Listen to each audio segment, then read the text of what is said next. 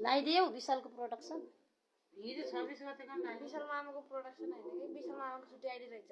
अनि विशालको आफ्नै आइडी हो के रामदाम केटो म छ। अनि रामदाम केटोमा अस्ति नै त्यो उसको त अर्कैको हो। फिल्म बनाखान मामाको उसल भान्दा तिनीहरूको छुट्टै छुट्टै युट्युब च्यानल छ रहेछ के। हेलो हेलो साथीहरू, यस्तो छ है हाम्रो घर त है। आमाहरू बल्ल आज आउनुभयो, हिजो जानुभएको, अब अहिले आउनुभयो। यता फेरि यहाँ पानीको धारो हो यो चाहिँ। आमाले लुगा थुप्रै थुपार्नु भएको छ फेरि हिजो माइतबाट लगाएर आएको भनौँ यत्रो धोएर सुकाउनु के गर्नु। म त अल्छिनी भइहाल्यो त्यस्तै छ। के गर्नु पोखरामा काम छ अब।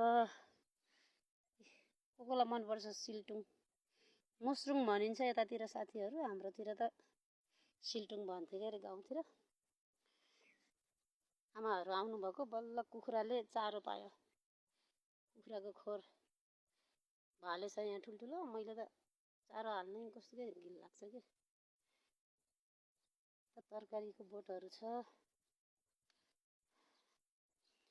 हजुरहरूलाई बिहानको समयमा, बिहान त के भन्नु 11-12 बजी लागिसक्यो। कस्तो राम्रो देखिन्छ क्या बिहानमा, एकदम दामी देखिन्छ सिनहरू त। तर फेरि अब कोदो टिप्ने बेला हुन लागिसक्यो। यो बाटो चाहिँ तल गइन्छ नानीको स्कुलतिर, यो बाटो चाहिँ यता पसलतिर। ओ त्यो माथिको वहाँ माथि पारी यता माथिको बाटो नदेखिँदो रहेछ क्या हो, यहाँबाट नदेखिँदो रहेछ। पारीबाट माथि बजार जाने बाटो। हाम्रो फेरि यहाँ भटमासहरू लटरम्मै भएछ साथीहरू। अब 4-5 दिन पछाडि त टिप्ने होला। बाब्रे बाब्रे नि अडारको बुटा कोलाई मनपर्छ अडार। आउनुहोस् है साथीहरू, सबैजनाले सँगै कोदो टिप्नुपर्छ। अब दुःख हुन्छ पोखरामा 1 महिना मङ्सिर, यो कार्तिक हो मङ्सिर महिनाभरिसम्म। कार्तिकमा सिल्टुङ भटमास उखाल्ने, कोदो टिप्ने, कोदो भटमास सिल्टुङहरू ठट्याउने केलाउने, त्यहाँबाट फेरि नल काट्ने, नल उठाउने, त्यहाँबाट बारी जोतेर तोरी गहुँहरू छरेपछि बल्ल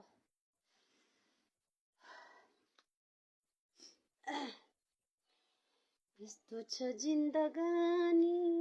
यस्तो छ है हाम्रो त। यता वासरुम पनि साथीहरू दुईटा छ, उता एउटा यता एउटा। पारीको भ्यूहरू पनि देखिन्छ कि त्यहाँ पारी। तर त्यो पारीको गाउँमा चाहिँ हामी गएको छैन है कहिले नि। यो धारो भइहाल्यो, लुगा धोएर सुकाउनु नि पहिला।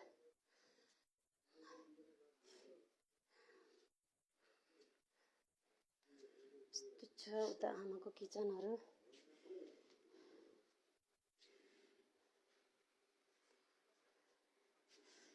के भएको यो खुट्टामा के लाग्यो? तिमीले होमवर्क गर्दै हो? कति राम्रो के भन्छ अरे यो होमवर्कको यो उसलाई कति राम्रो रुटिन के भन्छ अरे?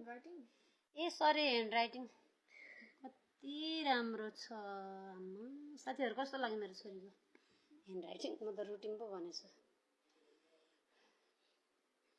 चार्ज पनि नभएको अवस्था छ साथीहरू। म चाहिँ छोरीले होमवर्क गरेर डिस्टर्ब गरिनँ।